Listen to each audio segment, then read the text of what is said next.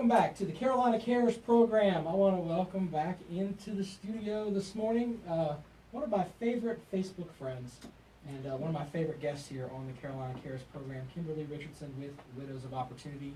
Good morning, ma'am. How are you? Thank you, Rob, for having me. I'm doing well, and you? I am doing well. It's great to have you in studio with us today, and I get to bring you in every now and then to talk about some of the great stuff you're doing with Widows of Opportunity.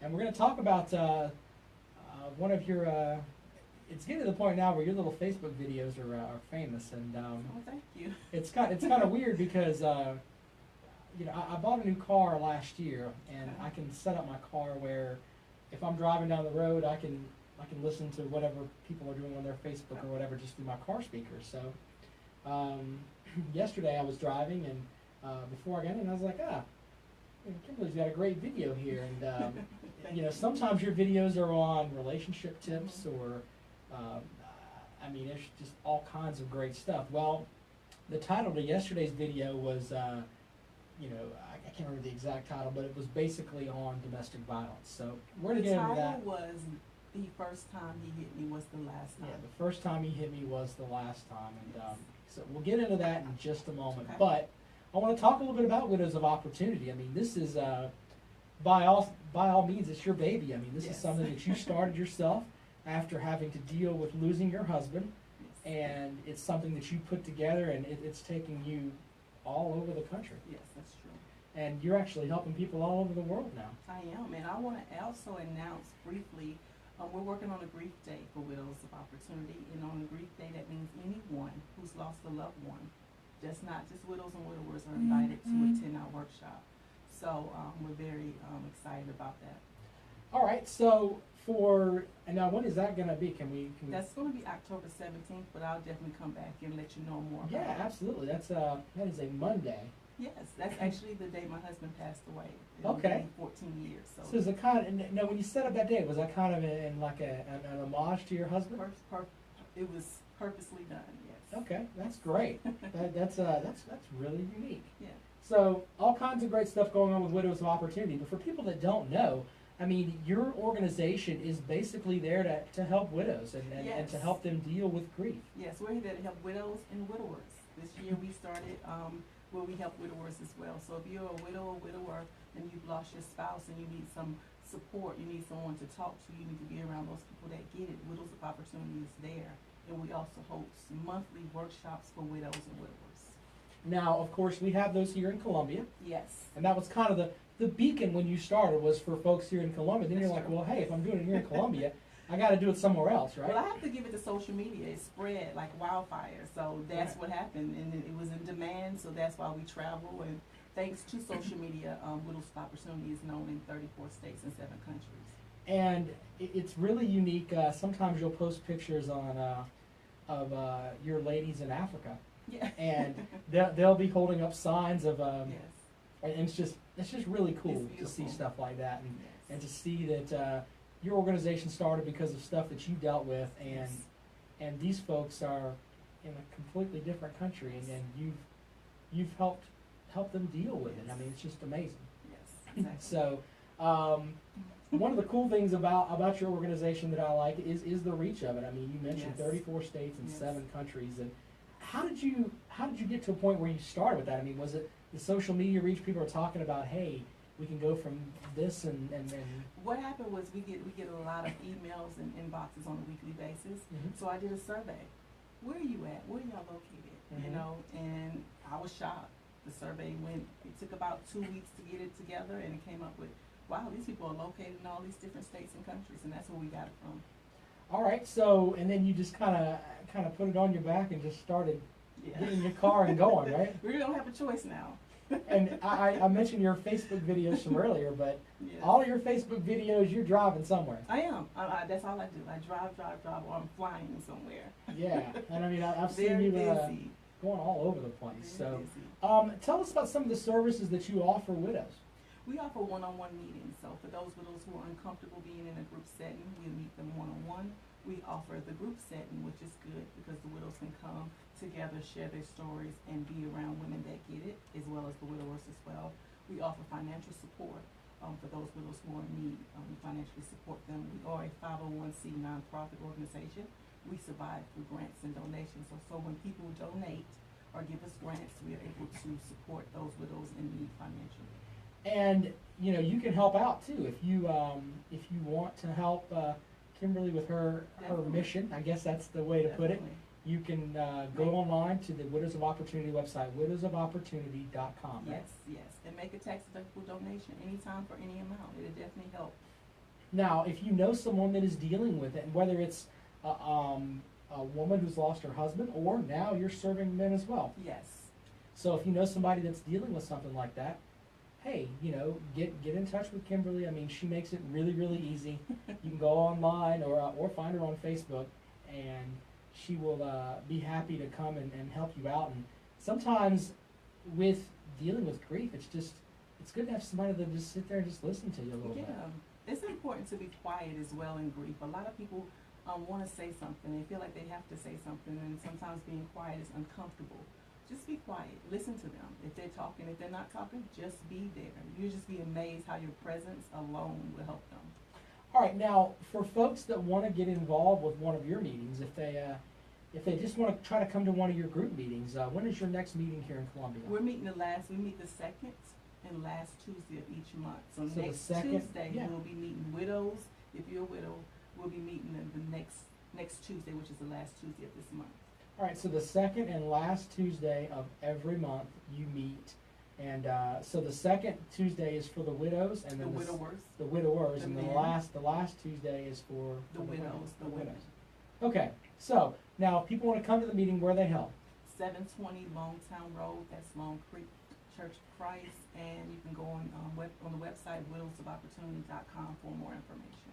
All right, now I want to get to your video because it's something that was hammered into me as a child, and it's really cool when you see something like that and you're like, that's the way I was brought up. It's amazing that she brings that up. Mm-hmm. But then you see people that are even on your Facebook feed or whatever, and I mean, I know there are at least 4 people on my feed that are like, if a woman hits me, I'm going to hit her back. Right.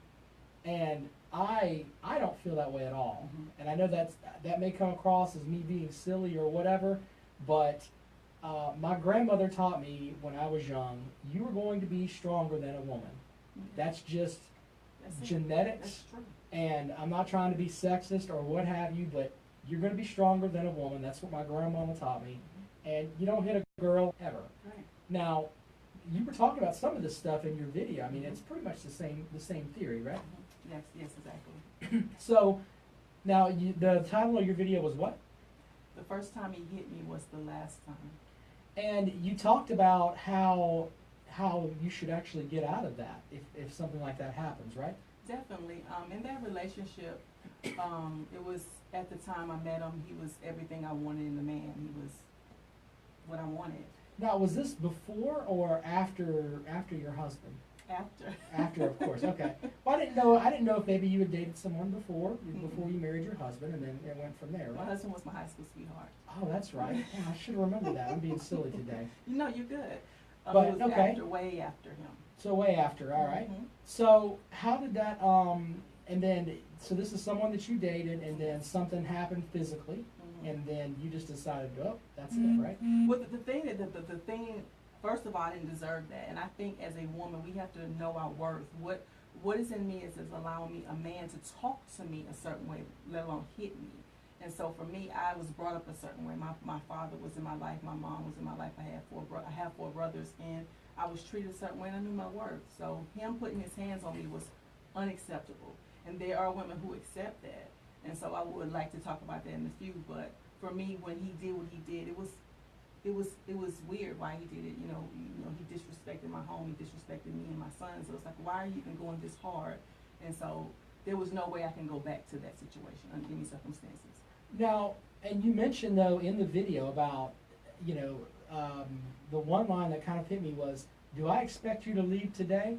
No. No, for those women who are watching the video or if they're being abused, no, they're not going to pack up and leave today. There's just, it's not that easy because you're broken. There's a part of him when he did what he did, it broke my heart, it broke my spirit. I have to now regain that and regain my confidence. And so that's going to require help and Right. support. So no, I Well, think it's not nothing- even, I mean, and that's important, don't get me wrong, but I mean, the financial end of it, you're That's gonna have to right. figure out, hey, if I leave, where am I gonna go? Right. I mean, if Right. if you're with somebody and they, you share a home together, That's right. et cetera, if I leave, where am I gonna go? So that's why it's important that they prepare, to understand, okay, I cannot allow my children, if you by yourself is one thing, but you can't allow your children to constantly see this abuse, because what are you teaching them? What are you teaching your daughters? What are you teaching your sons when they constantly watching their mom get abused by their father or this man in the home? That's not good for the children.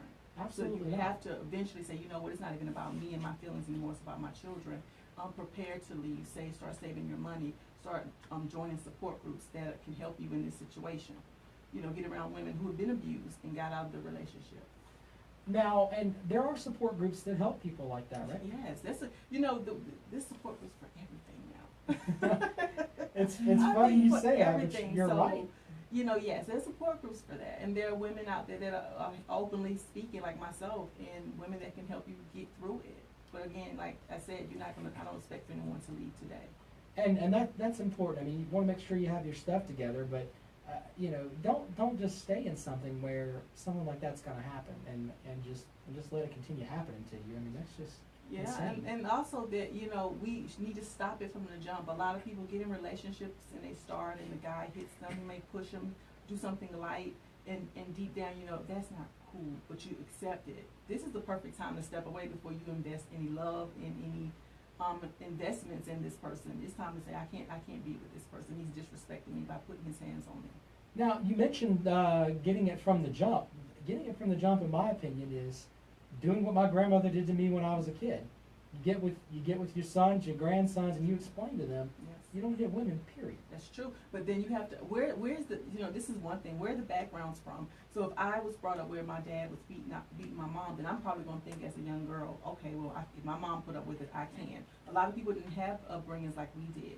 So a lot of people grew up with their mom and dad or mother being abused by a man or their father. Mhm. So that makes them probably think that it's okay. Well, it's a culture change. I mean, you really have to. I mean, you really have to get it into your sons and get it. And I know this may sound strange coming from me, but my daughters know that my son is not going to hit them. That's So, right. they're little and they're still learning too. Yes. But we try to teach them, hey, you don't hit to solve your problems anyway, because that's not going to do anything. But fighting just determines who can get mad the quickest. Yeah. And I know that sounds crazy too, but the reality is that we try to teach them don't use violence at all. But my daughters know, hey, my brother's not going to hit me. And Yeah. Jaden has autism and he's 9 years old. But if we brought him in here right now and got him to sit down, he would tell you, you don't hit girls. Yes. You just don't do it. Yeah. So I mean, I think that's something that you can work with your sons when they're little. I mean, that's a life skill. That is, but again, what about those who don't have that life skill? Mhm. And so I can't, if I meet someone and he was in an abusive relationship, or his mom was abused, or he doesn't respect women, and I find out by him slapping me across the room or punching me in my mouth when I'm talking back or what have you, I have to leave at that point. I have to, at that point, figure it out, because I do believe that abuse starts in the relationship sooner than people say it starts. Meaning that I don't know. I'm just going to speak on me. If I was with somebody for 3 years, I'm thinking he would have abused me within those 3 years. Some Right. kind of way, and it gets worse. So so if my last fight is you beating the crap out of me, the next time we fight is going to be worse. He's not going to be easier or lighter when he puts his hands on you again. Yeah, I mean, it just goes downhill. I mean, it Right. starts up here and then it's just going to get worse and worse Right. and worse. So it might have started with a slap in the face, and you might say, well, whatever. That's the no. Right. Mine didn't start. It went straight from he lost it and he just attacked me and beat me. So it wasn't a slap in the face or a push. Now, is there an element of forgiveness? I mean, can you get to a point where you forgive someone for doing that and keep them? I mean, there is, I think, depending on the situation. So Right. if he did slap you in the face and you two said, oh, wait a minute, we don't have this. I don't know who taught you that, but you're not going to do that, and y'all decide to get some therapy for it or what have you, and he's changing, that's different. But if he slapped you in the face, you're still with him and you're trying to get some help, and he's only getting worse, what you see is what you're getting here. Right. So that's a difference. And for me, yes, I forgave him. And like I said in the video, I loved him. So him beating me that night didn't change my love for him the next day. I couldn't think of for me anymore, especially since my son was involved. So Right. that was enough to give me any kind of strength. I might have said to myself, I need to think about this. Maybe I'll go back. No, I'm not going anywhere. My son was involved in this. So, you Right, know. and that's something that he's gonna see, and, you know, you don't want your son thinking, hey, you know, when I get older, and I'm not sure how old your son was when this happened, but Mhm. you don't want him thinking, hey, when I get older, if my girlfriend, spouse, whatever, Right. gets out of line, I can just Right. smack her a little bit and she'll do what I want her to do. And I think that gives them permission. If they're constantly watching their mom being abused as a boy, they probably think, well, maybe if my girlfriend act up or do this, I can push her or slap her. And as a daughter, well, you know, if my husband or boyfriend slaps me or push me, it's okay. Because we want to say, don't, you know, as parents, we say, don't do as I do as I say. Mhm, It yeah. doesn't work that way. No. No. You can't act out in that crazy and expect your children not to do the same. So for people that are dealing with this though, I mean, what's the first thing they should do? I mean, they should obviously, you know, talk with whoever about it first and then try to make steps to fix it. You know, that is a private matter. A lot of people